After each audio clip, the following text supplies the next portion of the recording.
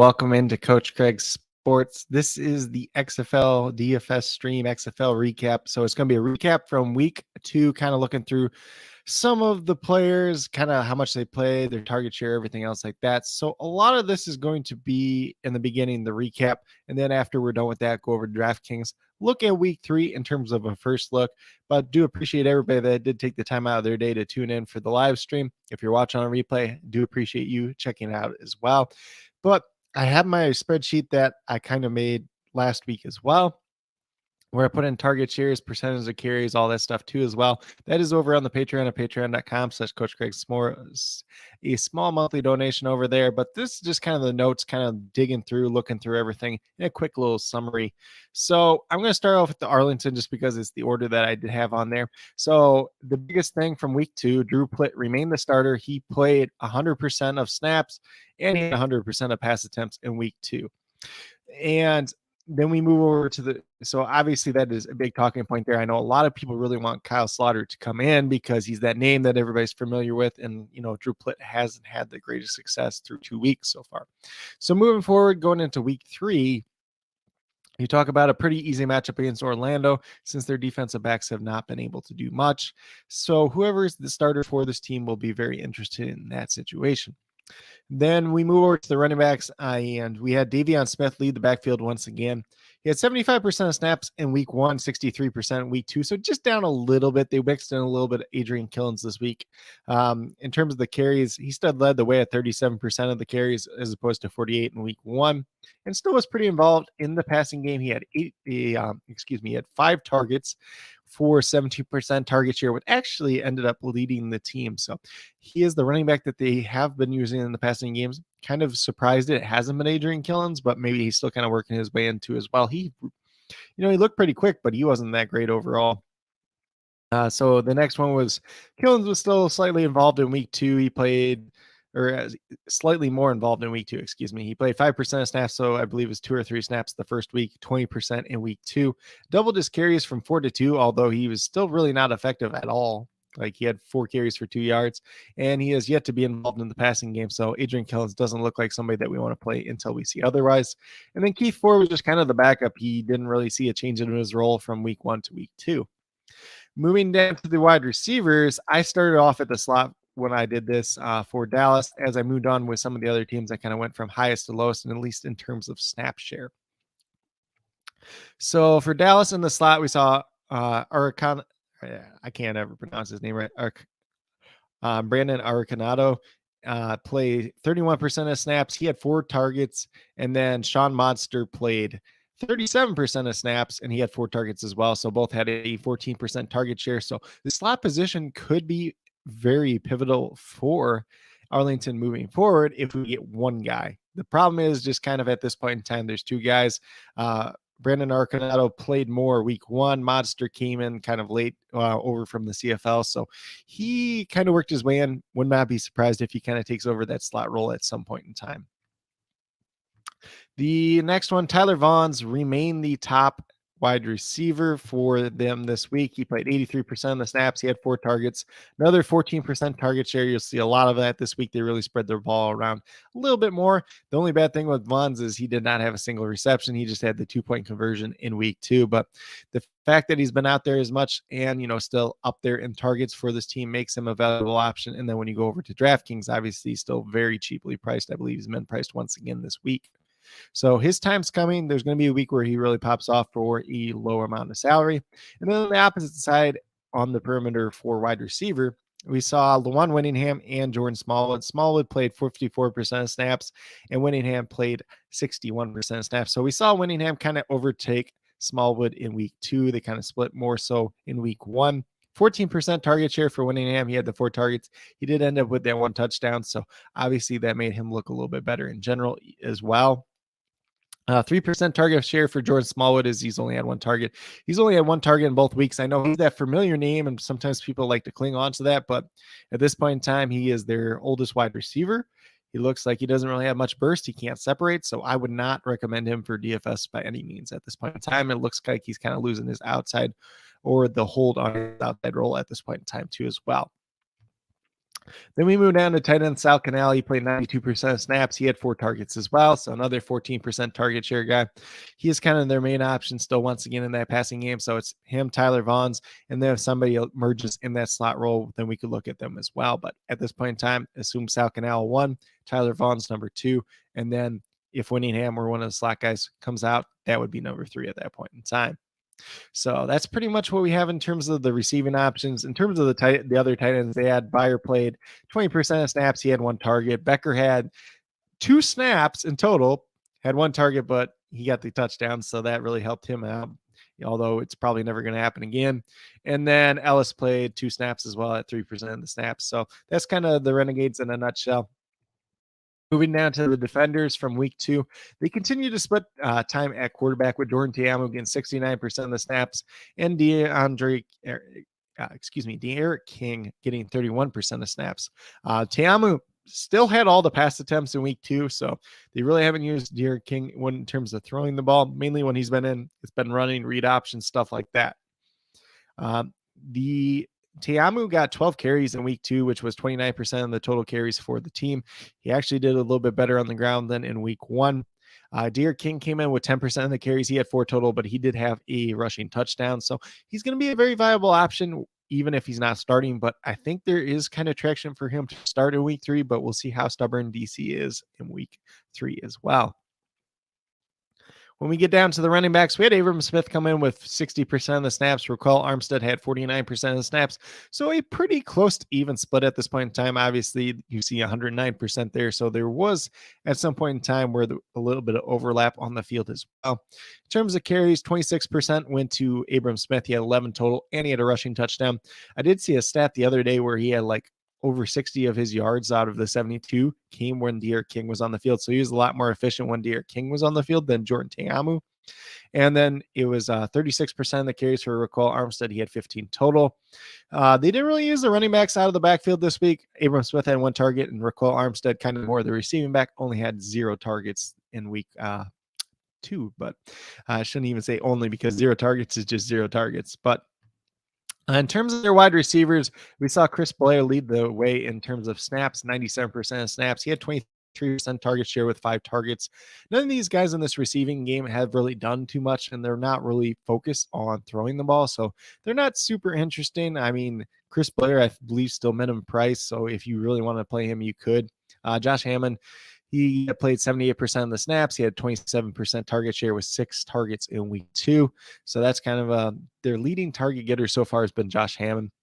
Then we got Lucky Jackson kind of playing out of the slot, 56% of snaps. He had an 18% target share with 4 targets. But once again, the passing volume is just really not there for this offense overall. So these guys are more just filler options than anything at this point in time. Josh Malone played 42% of the snaps. He had a 14% target share, 3 targets. And apparently I forgot to put Jacuz Azard down on my sheet, but he played about 10% of snaps. I don't believe he saw a target in week 2. He was kind of the guy everybody was excited for in the preseason in this team, and he really just hasn't done anything at this point in time. So when we look at the wide receiver room or the receiving options, at least mainly talking about Chris Blair being the guy that's out there the most, seeing some decent amount of targets. Josh Hammond second most, and then Lucky Jackson as well. If you want to play Josh Malone at the flat minimum, hasn't really panned out through 2 games, but he's out there enough as well. These guys are just mix and match as we talked about before. For their tight ends, we saw Eli Wolf get 79% of the snaps. He had 3 targets for a 14% target share. Then the other 2 tight ends, Burley Moore played 29% of snaps, did not see a target. And then Trey Berry did not play at all in week 2. Moving down to Houston Roughnecks.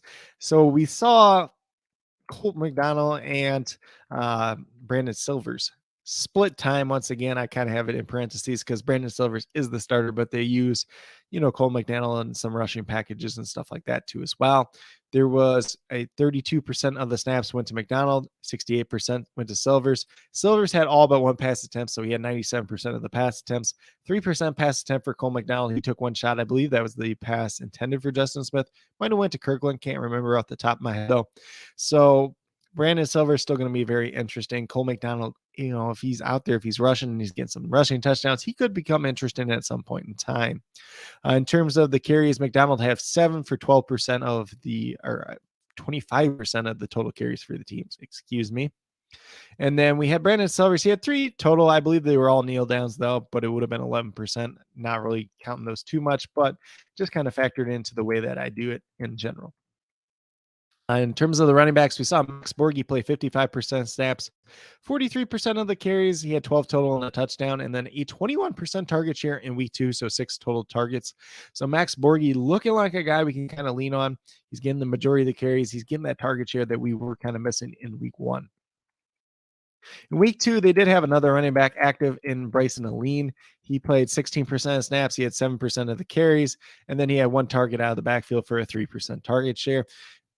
Not really anybody we want to play unless we see something more from him. Same thing with Dewan Lee, who played 19% of snaps, had 11% of the carries and 0 targets in week 2, I believe. Dewan Lee had 2 carries. Bryson Aline had 2 carries, and Dewan Lee had 3. When we get down to the receiving options, this is kind of where we start to see it flatten out a little bit, I guess. So we got Deontay Burnett, 100% of the snaps again in week 2. So he's going to be out there pretty much all the time, barring injury.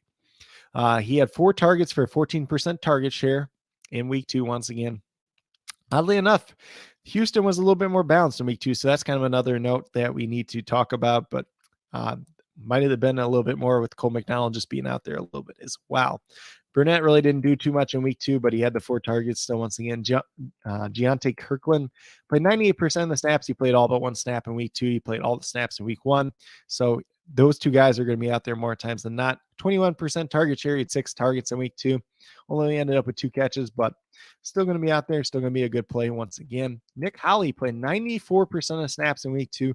I believe he played about 66 in week 1. So that was a upgrade for him, but obviously there was no Travell Harris in week 2. So that was a guy that was out there quite a bit in week 1. So Nick Holley still out there a ton, 10% target share. He had 3 targets. He caught the 1 for a touchdown, but really didn't do too much else. But he's still minimum price. He comes in that running back position for whatever reason, although he's still playing wide receiver. Don't get me started on that one at this point in time. Then we kind of saw the rest of the guys down here. We got Cedric Byrd playing 37% of the snaps. He had a 10% target share. He had 3 targets. He caught all 3 of them for 19 yards and a touchdown. So pretty effective day, but he kind of lost some run out towards the end of the game. When Ben Putnam was out there, he was actually playing pretty well. 29% of snaps, 17% target share with 5 targets total. He looked pretty good when he was out there. It seemed like Brandon Silvers really trusted him. So that was kind of to the detriment of Cedric Byrd. Instead of one guy really replacing Travell Harris, it kind of ended up being Cedric Byrd plus Ben Putnam, which was kind of unfortunate for DFS purposes. And then Justin Smith, who there was a couple people out there in the industry hyping up last week. He played 19% of snaps, so not a lot. Mainly played on the outside when he was out there too as well, which is kind of harder to do when the 2 guys on the outside pretty much play all the time. He had a 3% target share. He had 1 deep shot. Didn't really pan out to anything. So not too interested in him at this point in time. If Travell Harris is back, we'll see which wide receivers are inactive. They do have Davion Davis too, but he didn't play a single snap or draw a target, obviously, since he didn't play a snap. Then we saw Garrett Owens, the tight end, fullback, running back, whatever hybrid you want to call him. He played 26% of snaps in week 2, which was up from week 1, almost double, but he didn't see a single target in week 2. He had 1 target in week 1 where he dropped the touchdown, and then he had 1 carry for 2 yards, but really wasn't very involved otherwise. So until we see more from him, can't really trust playing him at this point in time. We're going to move down to the Orlando Guardians, who have very much split quarterback situation.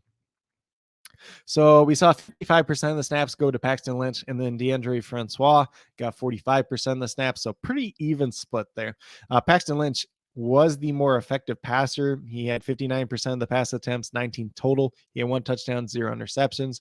Where DeAndre Francois had 13 total passing attempts. He had 1 touchdown, 1 interception. And then Paxton Lynch had 1 carry, which was 5% of the total. And then DeAndre Francois ended up with 4 total carries, 18% of the total carries for the team overall. So DeAndre Francois, he's a little bit more mobile guy. Both these guys can run if they need to, but DeAndre Francois is probably a little bit more gifted in that regard, at least. But I would still say Paxton Lynch is probably the better passer. Will be really interesting to see what Orlando does in week 3 going forward, because so far, Paxton Lynch has really been probably their most effective quarterback, but they're really trying to get all three of these guys in here to see who they kind of like, which has just ended up in being a mess for Orlando. And it seems like that's kind of what they've done with their team as a whole. In terms of the running backs, we had Jermaine Martin play 45% of the snaps, which was a little bit down from week one, 41% of the total carries, 9 total carries. And then he had 6% target share with 2 total targets. And then behind him, we had Kelvin Taylor, son of former Jaguars running back Fred Taylor, playing 44% of the snaps. So they pretty much split the backfield even in terms of snaps. 36% of the carries, he had 8 total, which was 1 less than Martin. So kind of a split backfield at this point in time. This offense isn't very effective, and they're not really running the ball probably as much as they should, honestly, because they've been pretty good when they ran the ball, but they're really committed to the passing game at this point in time. And there was no targets for Kelvin Taylor. We moved down to the wide receivers, which they played 1, 2, 3, 4, 5, 6, 7. So they had 7 guys play at wide receiver who got 25% of the snaps or more. And then if you just want to go up from there, they played 5 guys that got 47% of the snaps or more as well. So quite a bit of receiving options out there, quite a big mess at this point in time. Charleston Rambo played the most amount of snaps with 86% of the snaps at wide receiver. He had a 6% target share. He had 2 total targets. He caught 1 of them. Charleston Rambo has done absolutely nothing in the XFL so far. I go back to, his time at Oklahoma when he had a lot of competition there. He really didn't shine. It was until he transferred to Miami, where the wide receiver room wasn't as tough, that he kind of broke out, had his best season. Seems like a guy that doesn't do the best with a lot of competition. Seems like these quarterbacks don't really trust him for whatever reason. There's a lot of things we could go on and on about with Charleston Rambo, but at this point in time, does not look like a guy you really want to be playing in DFS. The only thing you can really hang on to is he's been out there a lot, which could change probably pretty soon. Then second up, we had Cody Lattimore at 67% of the snaps. He had a 26% target share. He had 8 total targets, which led the team, and he got a touchdown. So he's kind of been their go-to wide receiver so far. We see obviously the chemistry with him and Paxton Lynch. If I'm playing a wide receiver out of this group, it's probably going to be Cody Lattimore once again. And he's still got a pretty reasonable price tag for week 3. Then in that slot wide receiver position, we got Eli Rogers once again, played 64% of the snaps. He only had 1 target this week, though, which is kind of depressing since he was pretty involved in week 1. 3% target share, but the 1 lone target he did catch was for a touchdown.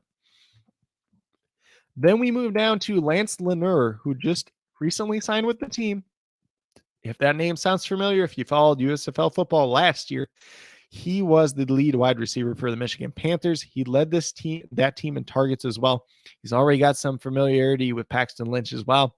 So I would not be surprised if he moves up the depth chart rather quickly.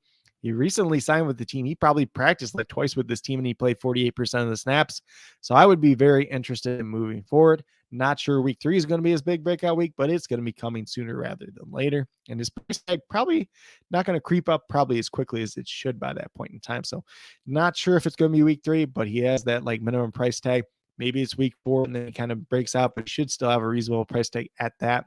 He only had 1 target, though, on those 48 snaps or 48% of snaps, but definitely a guy I would not be surprised if he overtakes Charleston Rambo at some point in time for kind of that lead wide receiver role, if you want to call it that, on Orlando. Then they also had Devonta Payton play 47% of the snaps and 19% target share. He drew 6 targets. He had 3 receptions for 47 yards, so he's all right. When I was going back looking at his numbers from college, seems like he was a little bit more of a deep play threat, so be a little bit more hit and miss to his game, but he is very cheap once again. So if you really want to go there, you could. He was inactive week 1. Stephen Goodry was out week 2 with a concussion, so it'll be interesting to see what they do with this wide receiver room moving forward. Then we get down to the 2 lowest guys. We got Andrew Jamil, who played 26% of the snaps, 19% target share, though, so he hits targets. Unfortunately, only caught 1 of them. Kind of expected if DeAndre Francois was in the game that he would probably target Andrew Jamil just a little bit more. If the Fan Control Football League connection there. So that is something that we'll monitor moving forward, but really a downtick in snaps from week 1 to week 2 for Andrew Jamil. Then last but not least, we had Dedrick Thomas play 26% of the snaps. He had a 3% target share. He just had the one target. They've been kind of mixing him out of the backfield for whatever reason, even though he's pretty tiny. He shouldn't be back there, but it is something that they're doing at this point in time. So that's kind of their wide receiver room. In terms of Orlando, probably the one that you should be the most interested in general would be Cody Lattimore, but look out for Lance Lanier coming up in the coming weeks as well. For their tight ends, we saw 15% of the snaps go to Becker. He had 0 targets. And then we saw 30% of the snaps go to Logan Carter, and he had 3 targets for a 10% target share. So he's a little bit involved, but you see in general, 45% of the snaps for tight ends. So they're not really too interested in playing a tight end at this point in time. I know on the depth chart, like Cody Lattimore was listed as a tight end, but he's actually their ex wide receiver. So that is something to note going forward. Don't really look like they're playing tight ends, even though their offensive line hasn't been the greatest. And they've been pretty good at running the ball when they try to, but just haven't done it too often. Moving down to San Antonio with the Brahmas, we have Jack Cohen, who played 100% of the snaps, had 100% of the pass attempts in week 2.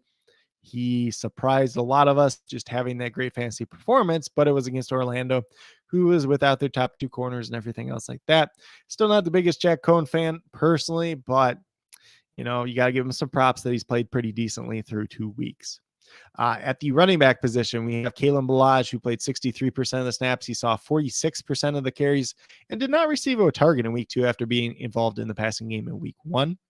And then behind him, we had Jaquez Patrick at 32% of the snaps. He had 38% of the carries, 10 total. I forgot to say 12 total for Kalen Ballage. So they're pretty much splitting carries at this point in time, even though Kalen Ballage has been out there on the field in general a little bit more. Patrick did not have a target as well.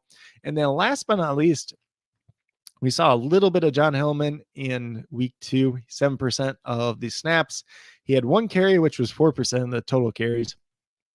But he did get the touchdown, which is notable that they went to him in the goal line situation, which doesn't make a lot of sense just because, Kalen Ballage and Jaquez Patrick are 2 bigger backs who should be able to get in from the goal line. Not exactly sure why that happened. Didn't really watch this game myself personally, though. He had 4% target share. He did have 1 target out of the backfield as well. Then we moved down to the wide receivers, and this was kind of the big thing for San Antonio this week. So we saw TJ Vasher play 92% of the snaps in week 2. So he played that outside wide receiver position. Travis Johnson, who I believe is still listed as the starter on the depth chart, him and TJ Vasher split time in week 1. Travis Johnson played 3% of the snaps, so he's pretty much out of the rotation, it looks like, at this point in time. Vasher will be that starter on the outside as well. He had a 13% target share. He drew 3 targets in week 2. So he's a guy that's going to be pretty cheap in week 3. If you really want to take a dart throw you there, you could. He's a big 6'6" guy, so maybe they go to him in the end zone. But just keep in mind, they did sign Dan Williams after Landon Akers went down. Daniel Williams is a pretty big wide receiver as well. So now would not be surprised if he gets worked in the offense some as well. Then we saw Jalen Tolliver get 90% of the snaps. Once again, 13% target share, 3 targets overall. And he did get the touchdown in week 2, which was kind of nice to see. He's a guy that I like quite a bit. In terms of the wide receivers that they do have here, he's obviously the most talented one. And he was pretty good in the first iteration of the XFL 2.0, I should say. Then we get down to Darius Roberson Jr., who was a guy they picked up later in the offseason too, I believe, via trade. There was no Landon Akers in week 2. He went on the reserve list. Kind of thought, or everybody kind of expected, Fred Brown to take over that slot role. Did not end up happening. The depth chart did come out where Darius Roberson was listed as the slot. So I kind of had some pessimism there, whether it be Fred Brown or not. Still went with a little bit more Brown than Roberson myself personally, which didn't end up the greatest, but Roberson played 69% of the snaps. He had a 33% target share, which is ding, ding, ding, green light up. He had 8 targets in week 2. I believe he only caught 4 of them, though. Wasn't like the greatest overall, but he's going to be cheap in week 3. I still believe he's the minimum price. So he's the guy that should have some interest, especially since we've seen this team target that slot wide receiver position quite a bit through 2 weeks. Then we get down to Fred Brown. Played 10% of snaps. He had the 1 lone target for a 4% target share. Shouldn't be somebody that we're not interested in at all at this point in time. Him and Travis Johnson pretty much out of consideration for DFS at this point in time. Then we get down to the tight end position. We got Alize Mack, played 64% of snaps, down slightly from week 1 where he played 80% of snaps, but he had a 21% target share, 5 targets, did catch 1 touchdown. So he's a guy that we can talk about, a guy you could consider if you want to play a tight end in week 3. Decent price tag still, so that is something of note. The problem with San Antonio is they like to involve these tight ends, but the problem is there's 2 pretty good, pretty athletic former NFL pedigree tight ends in their system. So Deion Yelder's behind him. He played 56% of snaps. He had a 13% target share. He had 3 targets and 1 touchdown. So both tight ends caught a touchdown. Both are pretty athletic. Both have NFL experience. So that's kind of the detriment to that, is there's 2 guys there. If there was just one, they would be a lot more interesting. And then Ben BC behind him, 10% of the snaps. He had 0 targets. He's mainly been used as kind of like that extra tight end or kind of fullback for this team overall. Moving down to the Seattle Sea Dragons, Ben DiNucci played 100% of snaps and had 100% of the pass attempts once again. Morgan Ellison saw 69% of snaps at the running back position in week 2, up from 42% in week 1. He had 48% of the carries, 10 total, target share of 14% for 4 targets. So he was very involved in week 2. So that is something to monitor going forward. If you want to play a little bit of him in week 3, I would not blame you whatsoever. And he's looked pretty explosive for kind of that bigger back end guy that can catch the ball out of the backfield. Brendan Knox is also there. He played 29% of the snaps, which was down about 7% from week 1 where he played 36%. He had 14% of the carries. He had 3 total carries. And honestly, they ran the ball pretty good in this game. He had 0 targets once again. He's not much of a threat from the backfield, or out of the backfield, I should say, especially like as a receiving target. And then TJ Hammonds, I just put underneath him. He's kind of a running back, kind of wide receiver, kind of not playing either way, so we don't really need to talk about him much. But 4% of the snaps, 3% target share. He had 1 target. He had 0 carries once again, so not a guy that we need to worry about at this point in time. From the wide receiver position, it's kind of interesting how they're doing their rotations overall. So Ja'Cory Pearson led the team in snaps at the wide receiver position, 96% of the snaps. He had a 28% target share, 8 targets, 1 touchdown. So he looks like the guy for this team at this point in time, which if you remember the last time around, June Jones offense, kind of that lead slot wide receiver, Cam Phillips, ended up being the best wide receiver in the league, best wide receiver for fantasy, best wide receiver for DFS. So that could be Ja'Cory Pearson this time around. Then behind him, we have Blake Jackson, who has kind of been the other slot wide receiver, 79% of snaps, 21% target share, 6 targets in week 2. Doesn't have quite as high of an upside as Pearson just because he's not a super explosive player like that. But if you're just looking for a slot wide receiver who's kind of reliable, going to give you that safe floor, that's going to be Blake Jackson more times than not. Then we get down to Josh Gordon, only playing 65% of snaps in week 2, only a 7% target share, 2 total targets. He did get a point after conversion though as well, but really wasn't too involved in week 2. And that's kind of a red flag at this point in time. He's one of the highest priced receivers. Probably going to be more of a contrarian play in week 3 though. Then behind him, we had Juwan Green at 35% of the snaps. I grouped these couple wide receivers together because it seemed like Juwan Green was the guy that kind of spelled Josh Gordon when he wasn't out there. He had 0 targets in week 2. He was kind of a guy I liked quite a bit coming into the XFL, and he just really hasn't panned out too much at this point in time. Seems like Seattle really just wants him to only play on the outside. Then the other outside wide receiver group, we got Jordan Vesey playing 63% of the snaps. He had a 10% target share, 3 targets, and he did catch a touchdown, which was his only reception in the game. You know, he's a guy that's bounced around the XFL practice squads for, I believe, like 5 years at this point in time. So he's pretty experienced in that regard. He's a bigger target as well. So he does offer some upside. And behind him was Damian Willis, 37% of snaps. He had a 14% target share, so he drew 4 targets in week 2. Maybe a guy to watch and monitor moving forward. He's the other guy that has some NFL experience being on like the Bengals practice squad. And then last but not least, at the wide receiver position, we had Jalen Reed, who didn't play week 1. Kelvin McKnight was active. Week 1 wasn't active. Week 2, Jalen Reed mainly used as a kick returner in week 2. He saw 17% of the target or snaps on offense, 0 targets in week 2. So not a guy that we need to worry about at this point in time. And then we have Charlie Tamoapa, who saw 6% of the snaps, he had a 3% target share with one target, not anybody that we need to worry about at this point in time as well. For the St. Louis Battlehawks, we saw A.J. McCarron, 100% of snaps, 100% of pass attempts, and once again, so don't really need to worry about him. He's a pretty safe player once again. Obviously, he has that higher price tag, though. Did even get on a QB sneak, which kind of made me and some other people mad since Mateo Durant was really going for it up until that point and looking pretty good. In terms of the running back position in week 2, we saw no Brian Hill, so it's going to be pretty interesting to see what we see in week 3 if Brian Hill's healthy or not. And then, but he should be good to go because they have a week and a half rest time. So Mateo Durant led the team at the running back in snaps with 58% of the snaps, 50% of the carries. He had 13 total carries. He had 11% target share, which he had pretty similar in week 1. He had 4 targets total. Kareem Walker, the other running back, saw 42% of the snaps, although he did end up starting the game, but didn't do much initially. So that's why they turned to Mateo Durant. He had 27% of the total carries with 7 total carries, and he had 2 targets out of the backfield for a 6% target share. When we get to the wide receiver position, St. Louis really shook it up this week, honestly. So the guy in terms of leading snaps was Darius Shepard once again, 94% of snaps. He had an 8% target share with 3 targets. Honestly, he's kind of like Charleston Rambo at this point in time. Really, the only thing going for Darius Shepard at this point in time is he's out there and he's playing a lot of snaps. But he really hasn't done too much with those snaps, so I wouldn't be too worried about him at this point in time. But next up was Hakeem Butler at 58% of snaps. He had a 19% target share, 7 targets, and 1 touchdown. So he's kind of been the red zone threat so far.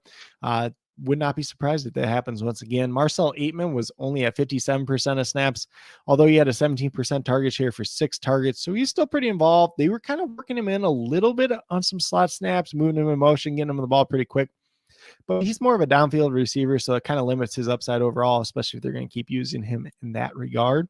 And then obviously seeing his snaps down to week 2 is kind of a red flag as well.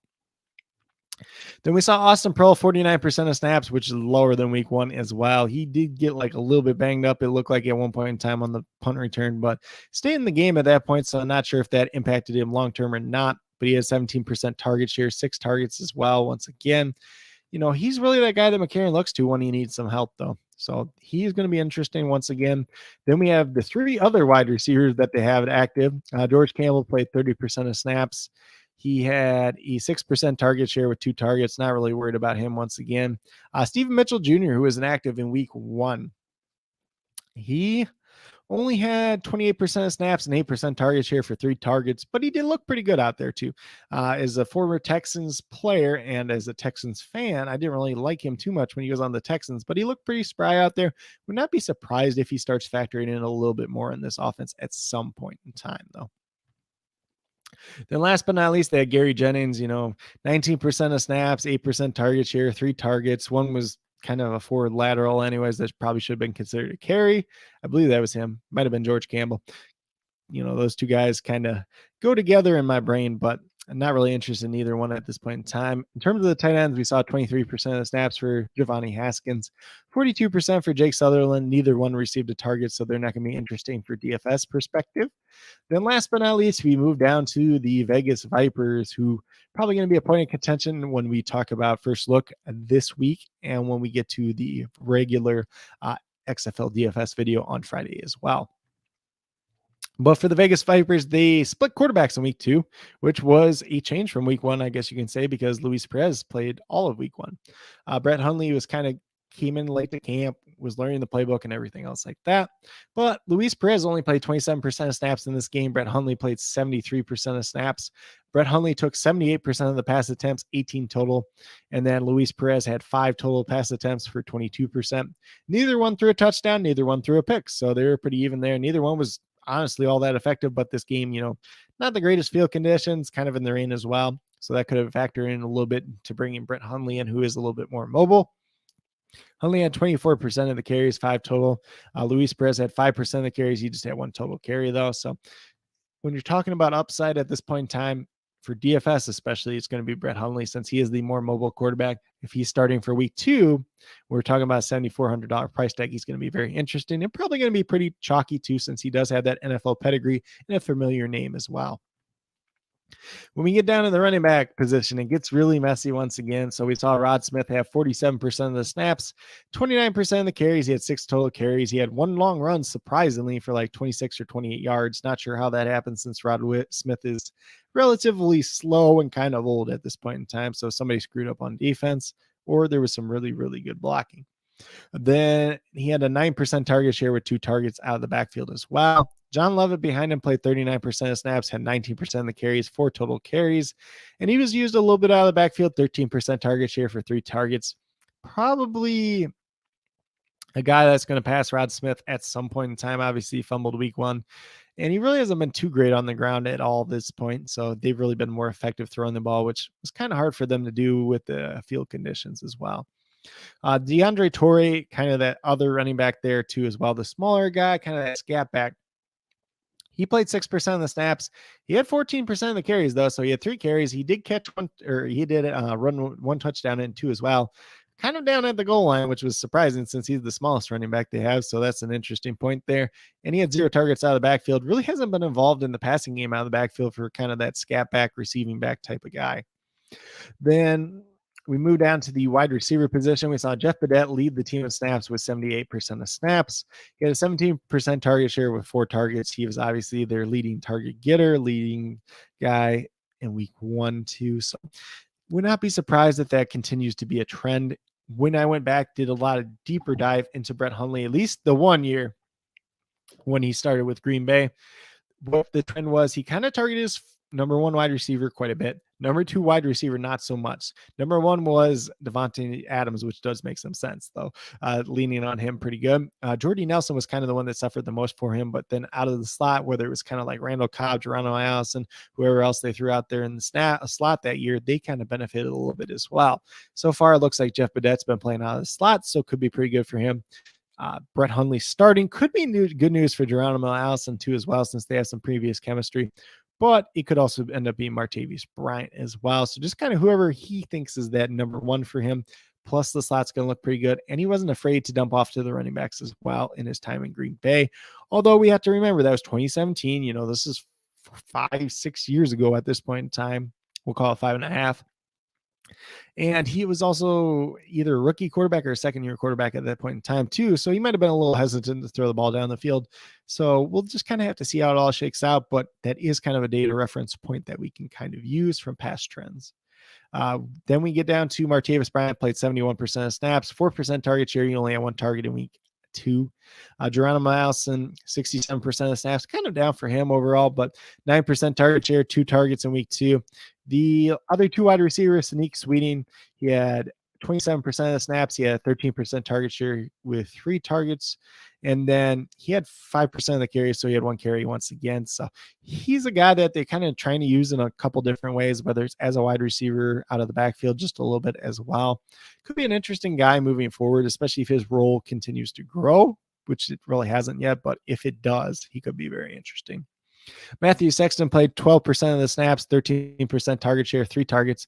So although he played the least of all the wide receivers, he was still second on the team in targets. So that is pretty interesting, especially if he gets more run.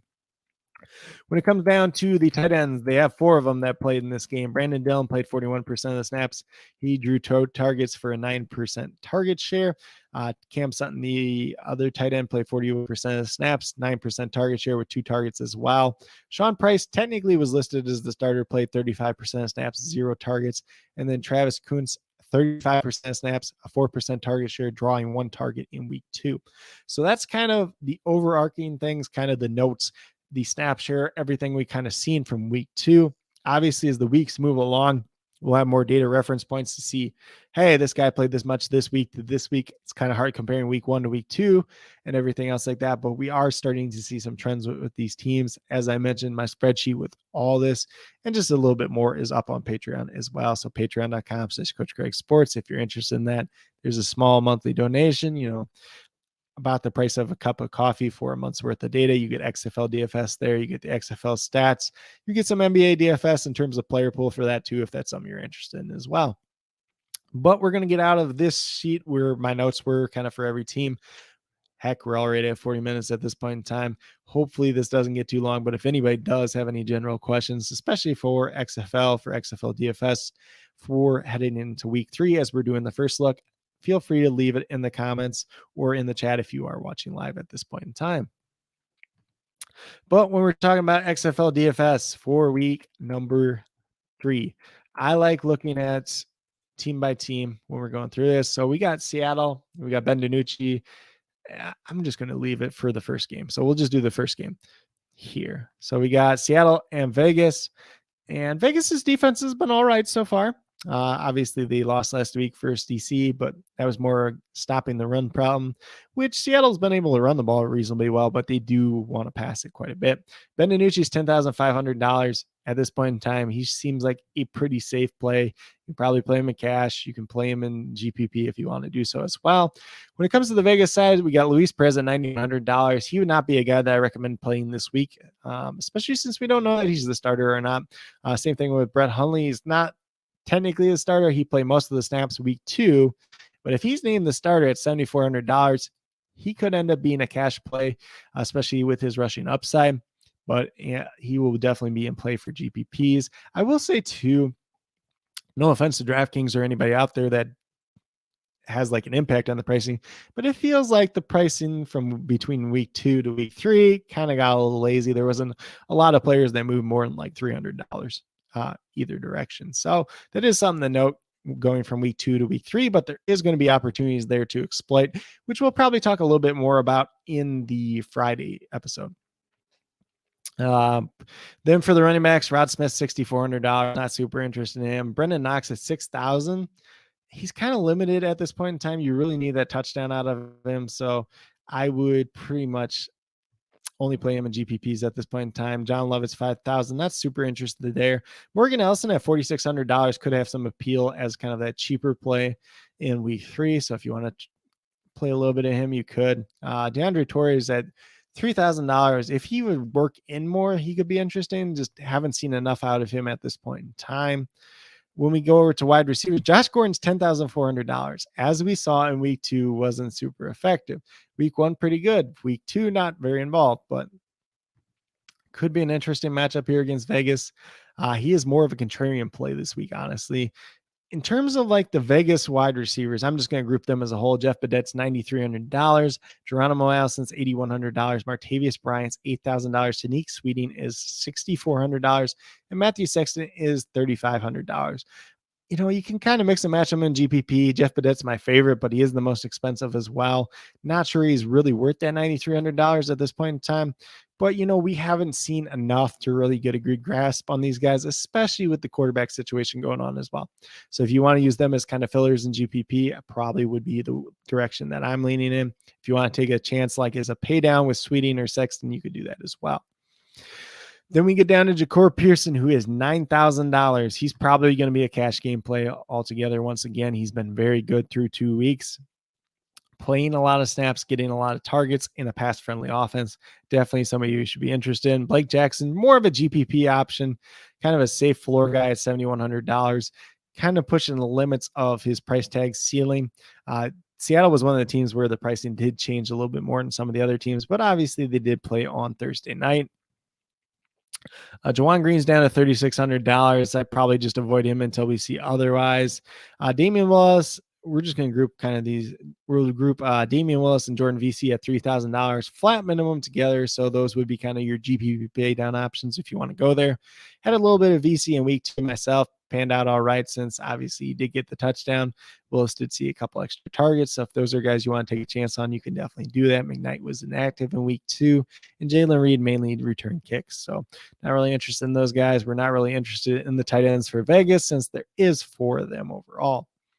When we talk about defense, Seattle's defense is decent.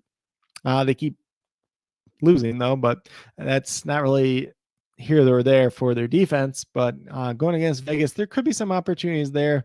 Probably more of a GPP play than anything else at this point in time. Vegas, you could probably not the greatest defense to go to this week overall, but if you want to play them in GPPs, I would understand it.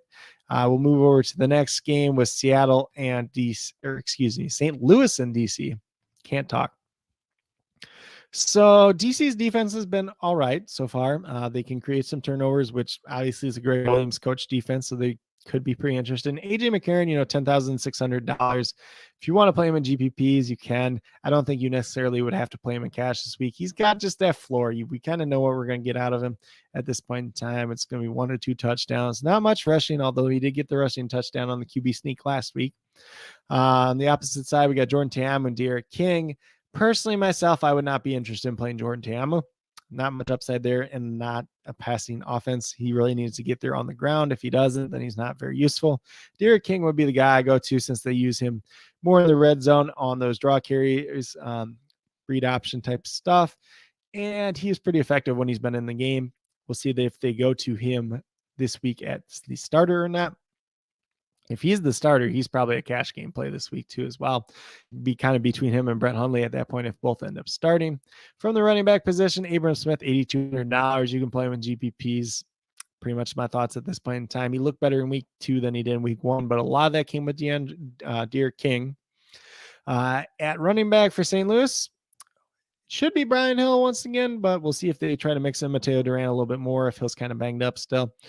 So both those guys would be GPP options at this point in time. Raquel Armstead at $4,400. Not a terrible pay down option. Would like to see him a little bit more involved out of the backfield, though.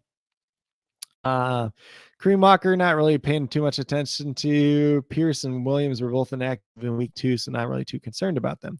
Marcel Aitman at $9,500, not touching that at that price tag. Hasn't been involved enough.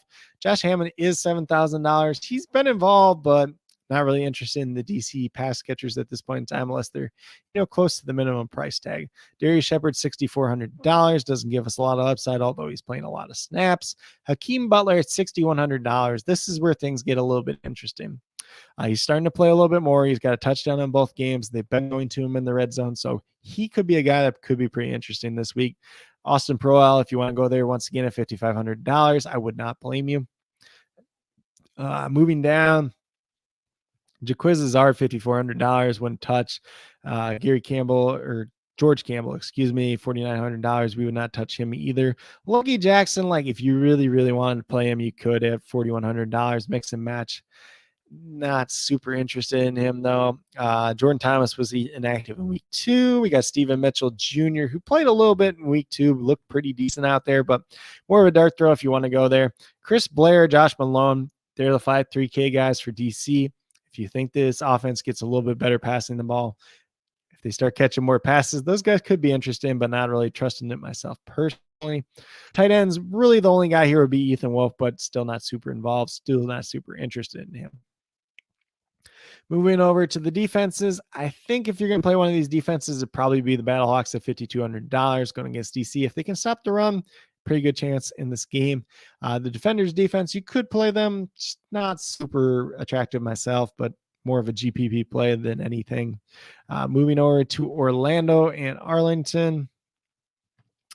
The quarterback position is going to be a big one here. So if Drew Plitz starts, you can play him obviously in GPP. Won't be a cash game play, but Orlando's secondary really has struggled so far through 2 games. If Kyle Slaughter ends up starting at $6,000, he's going to be interesting. I would play him in GPPs. I think a lot of people would probably play him in cash just because he's the flat minimum.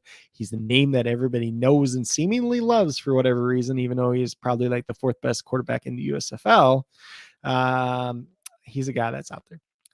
For Orlando, we have no idea what they're doing at the quarterback position. So those would just be kind of GPP dart throws if you wanted to go after one of those guys. Not really doing it myself personally. In terms of the running backs, we got Jermaine Martin at $7,800. I like him a lot as a running back, but in this offense, kind of what they've shown so far, can't really trust him. He'd be more than GPP play at this point in time. Keith Ford, $7,100 for God knows what reason at this point in time. Not interested in him. Davion Smith did go up to $6,500, so he's one of the guys that did take a bigger price jump, but he's still been very involved in this offense. Would not mind going back to him. Don't think he's a cash game play like he was more so last week. Adrian Killen's $3,300, just a complete dart throw unless we get some write-up that says, hey, he's going to be super involved in the offense all of a sudden. When we move over to the wide receiver position, already talked at length about Charleston Rambo. We're not going there this week. if he gets a touchdown. If he proves me wrong, good for him, but not trusting that at this point in time. Sal Cannell, $7,100. You can definitely go back to once again this week.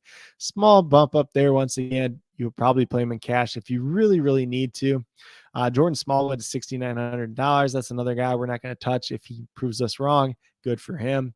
Brandon Arconado, $6,000 for whatever reason. I'm not sure why. He might lose that slot role to Monster sooner rather than later as well, so we're not touching him. Andrew Jamil, I really would only be interested in if DeAndre Francois is like announced as the starter, honestly, but he's $5,700, a little bit too hefty of a price tag there. Goodry missed week 2 with a concussion, not super interested at this point in time. Lattimore would be the guy for Orlando, $4,100. Very good pay down option still.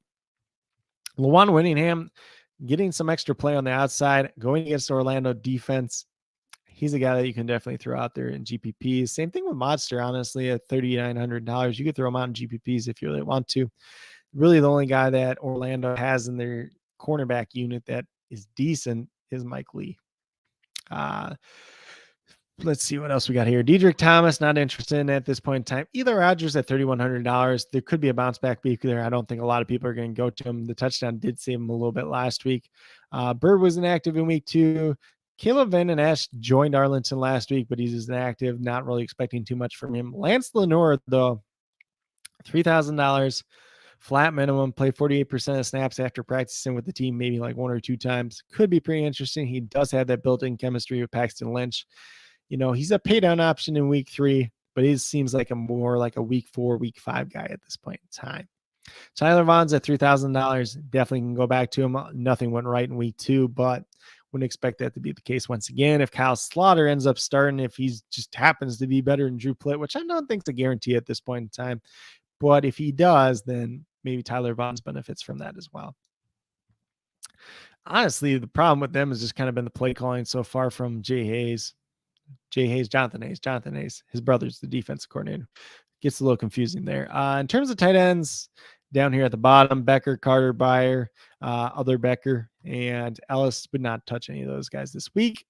Probably the cash game defense this week is going to be the Arlington Renegades going against Orlando, just because Orlando struggled so much this season. Maybe the Guardians defense, sneaky GPP play, just because Plitt's had some turnovers. Kyle Slaughter is a turnover machine himself too as well. He had like 11 picks in the USFL. So everybody that thinks he's kind of safer than Plitt, you know, he's still not the safest guy in the world as well. Then we move over to the last and final game with San Antonio and Houston. And at the quarterback position, Brandon Silver's $9,500. It's going to be a GPP option. If you want to play him in cash, it kind of just depends on what else opens up this week. You'd definitely do that. Jack Cohen at $8,600. He's another GPP option. I think he's going to struggle against this Houston defense, though, just because San Antonio's offensive line hasn't been that good, and Houston has probably the best pass rush in the XFL at this point in time. Cole McDonald, $6,200. If you want to take a dart throw out there in GPPs, you could definitely do that. Hope he gets in with a couple rushing touchdowns, but that's pretty much what we got at this point in time out of him. At the running back position, Max Borghi bumped all the way up to $9,000, but kind of looking like one of the better running backs at this point in time for DFS. So you can play him in GPPs. You might even be able to play him as a cash game play at this point in time. Just depends on what else opens up at this point. Kalen Ballage, $8,000. Not as good in week 2, probably more of a GPP play in week 3. Same thing with Jaquez Patrick. He actually went down in price. You think he's an interesting GPP play. If you hope like Hillman gets lucky once again at 3,000, you could pay him as a play down option, but he's not playing much. Lee and Aline, not much there. Nick Holley. Like if Travell Harris is out once again this week, could be an interesting play. They did go to him quite a bit, even though he didn't have a lot of targets. From the wide receiver position, Dante Barnett at $9,100, probably going to be more of a contrarian play in week 2 because he didn't have that big in week 3, excuse me. Probably be a little bit more of a contrarian play, but since he didn't have that great week 2, but you're going to have that with some of these Houston guys overall. Excuse me. And San Antonio's secondary is not the greatest by any means. So I wouldn't be surprised if Houston kind of goes off versus them once again. Burnett could be one of those guys. Kirkland, definitely up there, maybe a GPP option. He could maybe turn into a cash option just based on what else happens this week as well. So $7,700, not a bad price tag for him by any means. Jalen Tolliver at $6,700. We'll have some exposure to in GPPs once again. Travell Harris, it really just depends if he plays. I think he could be an interesting GPP option if he ends up playing. If he doesn't, Putnam looked really good after him. $4,400, you could have some exposure to him. You can have some exposure to Cedric Bird. Then we get down to TJ Vasher, who all of a sudden played all these snaps in week 2. Travis Johnson kind of went away. A lot of this news is probably going to depend on Dan Williams if he plays in week 2 or week 3 or not. But if Dan Williams doesn't play in week 3, TJ Vasher could be an interesting pay down option in like GPPs. Mack and Yelder both, they're a little over $3,000 at tight end. If you want to throw them out there, you could. Fred Brown, Tony, and Travis Johnson didn't do anything in week 2. Probably expect more of the same in week 3. Same thing with Justin Smith. Aaron Nelson wasn't active in week 2. Don't expect much there. The only other thing down here at the bottom would be Roberson Jr. at the flat 3,000 minimum. If he's going to get 8 targets again in week 3, could end up being a cash game play. Then for the defenses, Roughnecks would be pretty interesting at $5,000. They could be a cash game play as well, since San Antonio's offensive line, not the greatest. Jack Cohen, still as good as he's played so far, is a pretty inexperienced quarterback. Doesn't really threaten too much down the field. And then the Brahmas, like, if you wanted to play their defense, you probably could, because Houston's had some turnovers through 2 weeks. Their punt returner that was Arlington's punt returner that had the 2 fumbles. So there was a couple turnovers there in general, though. So there are opportunities there, obviously, with the Brahmas being $3,400, more of a GPP play than anything else at this point in time. But that's kind of what I'm looking at so far, at least for first look. Probably did a little bit longer than I needed to. Went through that recap of week 2 as well. Hopefully you guys all enjoyed this. Whoever is tuning and listening, do appreciate you taking the time out of your day. Know this runs a little bit long. Seems like XFL, no matter how hard I try to do, ends up being a little over 50 minutes. So that is pretty much what I have. If anybody does have any other questions regarding XFL DFS, first look for week 3, be sure to leave them in the chat or down in the comments, and I'll be glad to answer you as quickly as possible. And then last but not least, anybody that is here, if you haven't been here before, definitely would appreciate it if you consider subscribing. Helps build the channel that we're trying to build here at Coach Craig Sports, mainly focused on DFS at this point in time. We got XFL DFS. We got some NBA DFS. We'll be doing a little bit of prize pick content over on my Twitter at Coach Craig Sport for NBA and XFL as well. So definitely be sure to check that out if you are on Twitter. If you're brand new to prize picks, shoot me a message over there and I'll get you my prize pick code to get a first match deposit on your match deposit on your first deposit as well.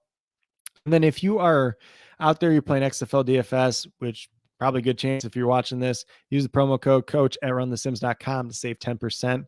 Helps them out a little bit, helps me out a little bit, and saves you some money. And you get access to a great site where you can use a classic optimizer, use some of their projections, or you can do the DIY one where you put in target shares, you put in carry rates and everything else like that. Some of the stuff that I did mention in this video, very good, useful app for good, useful platform for XFL DFS in general. But with that being said, that's pretty much what I have at this point in time. If you're brand new to the channel, once again, if you haven't subscribed, would appreciate it. If you are a new or current subscriber, definitely be sure to hit that notification bell down below so you don't miss out on any of these live streams, on any of these videos in general. And do appreciate everybody that did tune in once again. But with that being said, I'm going to get out of here. Hopefully each and every one of you guys do have a great rest of your day as well.